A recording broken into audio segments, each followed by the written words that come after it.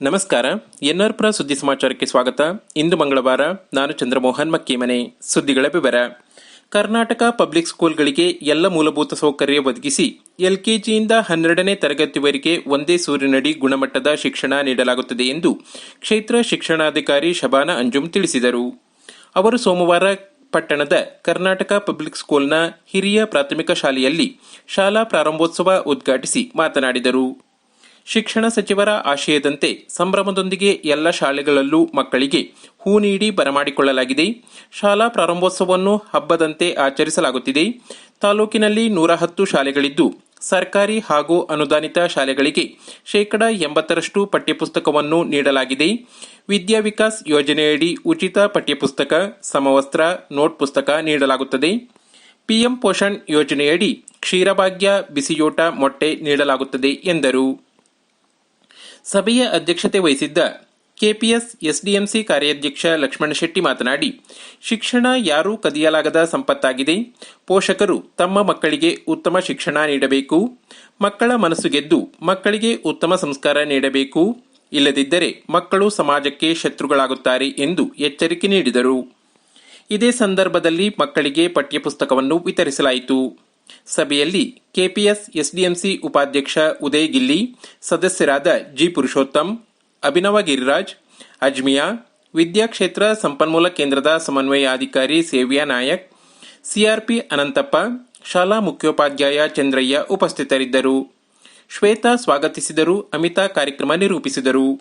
ಇದಕ್ಕೂ ಮೊದಲು ಶಾಲೆಗೆ ಆಗಮಿಸಿದ ಮಕ್ಕಳಿಗೆ ಹೂ ನೀಡಿ ಬರಮಾಡಿಕೊಳ್ಳಲಾಯಿತು. ಮಧ್ಯಾಹ್ನ ಬಿಸಿಯೂಟದ ಜೊತೆ ಸಿಹಿ ನೀಡಲಾಯಿತು. ಶಾಲೆಯ ಮುಖ್ಯದ್ವಾರದಲ್ಲಿ ಬಾಳೆಕಂಬ, ಹಸಿರು ತೋರಣಗಳನ್ನು ಹಾಕಲಾಗಿತ್ತು. ಕೊಟ್ಟರು ಕೂಡ ಮಕ್ಕಳ ಬಗ್ಗೆ ಅವ್ರ ಬಗ್ಗೆ ಏನಾಗಿದೆ, ಓದ್ತಾರೋ ಇಲ್ವೋ ಎಂದು ಕೇಳೋ ಸೌಜನ್ಯಗಳು ನಿಮ್ಮತ್ತಿಲ್ಲ ಅಂತ ಹೇಳಿದ್ರೆ ಭಾರಿ ಕಷ್ಟ ಆಗುತ್ತೆ. ದಯಮಾಡಿ ಯಾರು ನಾನು ಈ ಥರ ಹೇಳ್ದಂತೇಳಿ ಯಾರು ಪೋಷಣೆ ಬೇಜಾರು ಹೋಗ್ಕೊಳ್ಳಿ. ಮುಂದಿನ ದಿನದಲ್ಲಿ ಕೂಡ ನೀವು ಬಂದು ಶಾಲೆ ಮಕ್ಕಳ ಬಗ್ಗೆ ನೀವು ನಮ್ಮ ಬಗ್ಗೆ ಏನು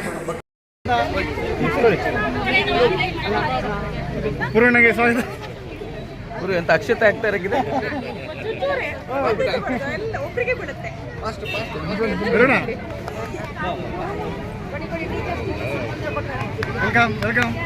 ನಾವಿನ್ನತವಾಗಿರ್ಬೇಕು.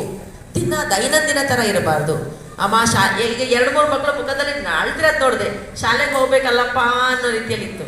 ಬಟ್ ಯಾವಾಗ ನಾವು ಕರ್ಕೊಂಡು ಬರಮಾಡ್ಕೊಂಡ್ವಲ್ಲ, ಆ ರೀತಿ ನೋಡಿ ಒಂಥರ ಖುಷಿ ಆಯಿತು. ನಮ್ಮ LKG ಕ್ಲಾಸ್ ರೂಮ್ಸ್ ಅಲ್ಲಿ ಒಂದು ತರಗತಿ ಕೊಠಡಿ ಒಂದು ಚೇಂಜ್ ಆಯಿತು. ನರಸಿಂಹರಾಜಪುರ ತಾಲೂಕಿನ ರಾಗಮಯೂರಿ ಅಕಾಡೆಮಿಯ ನೃತ್ಯ ಗುರುಗಳಾದ ವಿದುಷಿ ಅಂಕಿತಾ ಪ್ರಜ್ವಲ್ ಅವರಿಗೆ ದೆಹಲಿಯ ಅಖಿಲ ಭಾರತ ರಾಷ್ಟ್ರೀಯ ಒಕ್ಕೂಟದ ಸಾಂಸ್ಕೃತಿಕ ಸಮಿತಿಯ ಕಲಾ ಸರಸ್ವತಿ ಎಂಬ ಬಿರುದು ನೀಡಿ ಗೌರವಿಸಿದೆ. ಭಾನುವಾರ ಬೆಂಗಳೂರಿನ ಯಲಹಂಕದ ಪ್ರಿನ್ಸೆಸ್ ಅಕಾಡೆಮಿಯಲ್ಲಿ ದೆಹಲಿಯ ಅಖಿಲ ಭಾರತ ರಾಷ್ಟ್ರೀಯ ಒಕ್ಕೂಟದ ಸಾಂಸ್ಕೃತಿಕ ಸಮಿತಿಯು ಏರ್ಪಡಿಸಿದ್ದ ಸಮಾರಂಭದಲ್ಲಿ ಈ ಪ್ರಶಸ್ತಿ ನೀಡಲಾಯಿತು. ಅಲ್ಲದೆ ರಾಗಮಯೂರಿ ಅಕಾಡೆಮಿಯ ವಿದ್ಯಾರ್ಥಿಗಳಾದ ಸಂಪ್ರಿಯಾ, ಹರ್ಷಿತಾ, ಸಂಪ್ರಿತಾ, ಅನನ್ಯ, ರಚಿತಾ ಹಾಗೂ ಮಿಷ್ಟಿ ಅವರಿಗೆ ನೃತ್ಯ ಶಿರೋಮಣಿ ಎಂಬ ಪ್ರಶಸ್ತಿ ನೀಡಿ ಗೌರವಿಸಲಾಯಿತು. ಅಖಿಲ ಭಾರತ ರಾಷ್ಟ್ರೀಯ ಒಕ್ಕೂಟದ ಸಾಂಸ್ಕೃತಿಕ ಸಮಿತಿಯು ವಿಶ್ವಾದ್ಯಂತ ಎಲ್ಲ ಶಾಸ್ತ್ರೀಯ ನೃತ್ಯಗಾರರಿಗೆ ನೃತ್ಯ ಶಿರೋಮಣಿ ಎಂಬ ವರ್ಷದ ರಾಷ್ಟ್ರೀಯ ಪ್ರಶಸ್ತಿಗಾಗಿ ಈ ಸಾಂಸ್ಕೃತಿಕ ಹಬ್ಬವನ್ನು ಏರ್ಪಡಿಸಿತ್ತು ಎಂದು ರಾಗಮಯೂರಿ ಅಕಾಡೆಮಿಯ ನೃತ್ಯ ಗುರು ವಿದುಷಿ ಅಂಕಿತಾ ಪ್ರಜ್ವಲ್ ತಿಳಿಸಿದ್ದಾರೆ.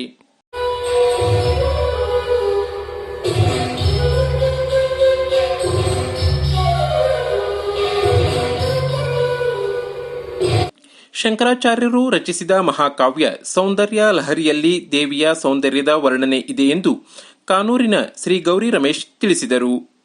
ಅವರು ಭಾನುವಾರ ಕುದುರೆಗುಂಡಿಯಲ್ಲಿ ಗಾಯತ್ರಿ ವಿಪ್ರ ಮಹಿಳಾ ಬಳಗ ಆಯೋಜಿಸಿದ್ದ ಶಂಕರ ಜಯಂತಿ ಕಾರ್ಯಕ್ರಮದಲ್ಲಿ ಶಂಕರಾಚಾರ್ಯರ ಬಗ್ಗೆ ಉಪನ್ಯಾಸ ನೀಡಿದರು. ಭಾರತ ಇತಿಹಾಸದಲ್ಲಿ ಶಂಕರಾಚಾರ್ಯರು ಧ್ರುವ ನಕ್ಷತ್ರದಂತೆ ಕಂಗೊಳಿಸಿದ್ದಾರೆ.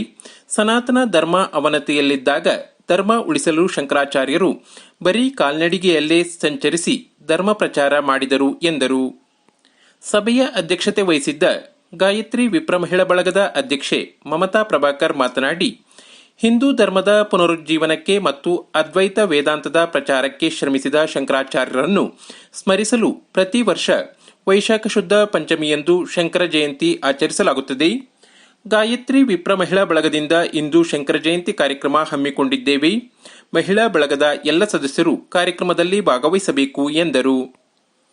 ಗಾಯತ್ರಿ ವಿಪ್ರ ಮಹಿಳಾ ಬಳಗದ ಸದಸ್ಯೆ ಶ್ರೀಮತಿ ಶಾಂತಿ ತಮ್ಮ ಅನಿಸಿಕೆ ವ್ಯಕ್ತಪಡಿಸಿದರು.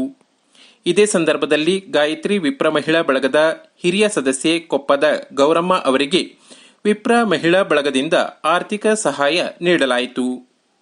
ಗಾಯತ್ರಿ ವಿಪ್ರ ಮಹಿಳಾ ಬಳಗದ ಹಿರಿಯ ಸದಸ್ಯೆ ಗೌರಮ್ಮ ಉದ್ಘಾಟಿಸಿದರು. ಶಂಕರಾಚಾರ್ಯರ ಭಾವಚಿತ್ರಕ್ಕೆ ದೀಪ ಬೆಳಗಿ ಪುಷ್ಪಾರ್ಚನೆ ಮಾಡಲಾಯಿತು. ಮಹಿಳೆಯರು ಗುರುವಂದನೆ ಹಾಗೂ ಶಂಕರ ಅಷ್ಟೋತ್ತರ ಪಠಿಸಿದರು. ಸರೋಜಾ ಪ್ರಾರ್ಥಿಸಿದರು. ರೋಹಿಣಿ ಸ್ವಾಗತಿಸಿದರು. ದೀಪ ವಂದಿಸಿದರು. ಲಕ್ಷ್ಮೀ ದೇವಿಯನ್ನು ಕುರಿತು ಸ್ತುತಿ ಮಾಡ್ತಾರೆ. ಇದೇ ಕನಕದಾರ ಸ್ತೋತ್ರ. ಆಗ ಲಕ್ಷ್ಮಿ ಸಂಪ್ರೀತರಾಗಿ ಆ ಮನೆಯ ಮೇಲೆ ಚಿನ್ನದ ನೆಲ್ಲಿಕಾಯಿ ಮಳೆಯನ್ನೇ ಸುರಿಸ್ತಾಳೆ. ಆ ಮನೆಯ ಬಡತನ ಇರುತ್ತದೆ.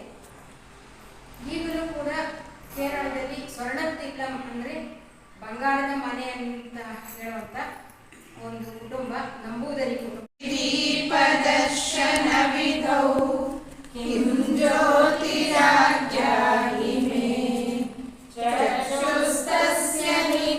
ಬಜರಂಗದಳ ಹಾಗೂ ವಿಶ್ವ ಹಿಂದೂ ಪರಿಷತ್ನ ಕುದುರೆಗುಂಡಿ ಘಟಕದಿಂದ ಭಾನುವಾರ ಕುದುರೆಗುಂಡಿಯ ಬಸ್ ನಿಲ್ದಾಣ ಹಾಗೂ ಸುತ್ತಮುತ್ತಲಿನ ಪ್ರದೇಶವನ್ನು ಶ್ರಮದಾನದ ಮೂಲಕ ಸ್ವಚ್ಛಗೊಳಿಸಿ ಬಸ್ ನಿಲ್ದಾಣಕ್ಕೆ ಹೊಸದಾಗಿ ಸುಣ್ಣ ಬಣ್ಣ ಮಾಡಿದರು. ಶ್ರಮದಾನದಲ್ಲಿ ವಿಶ್ವ ಹಿಂದೂ ಪರಿಷತ್ತಿನ ಕುದುರೆಗುಂಡಿ ಘಟಕದ ಅಧ್ಯಕ್ಷ ನಾಗೇಶ್ ನಾಯ್ಕ, ಬಜರಂಗ ದಳದ ಕುದುರೆಗುಂಡಿ ಘಟಕದ ಅಧ್ಯಕ್ಷ ಪ್ರಮೋದ್ ಕಾಮತ್, ಬಜರಂಗ ದಳದ ಕಾರ್ಯದರ್ಶಿ ನಿತೇಶ್ ನಾಯ್ಕ್, ಬಜರಂಗ ದಳದ ಕಾರ್ಯಕರ್ತರಾದ ಕಿರಣ್, ಪ್ರಜ್ವಲ್ ಮತ್ತಿತರರು ಪಾಲ್ಗೊಂಡಿದ್ದರು. ಪ್ರತಿನಿತ್ಯ ತಾಲೂಕಿನ ಸುದ್ದಿ ಸಮಾಚಾರಗಳಿಗೆ ನೋಡ್ತಾ ಇರಿ ಎನ್ಆರ್ ಪುರ ಸುದ್ದಿ ಸಮಾಚಾರ. ವಂದನೆಗಳು.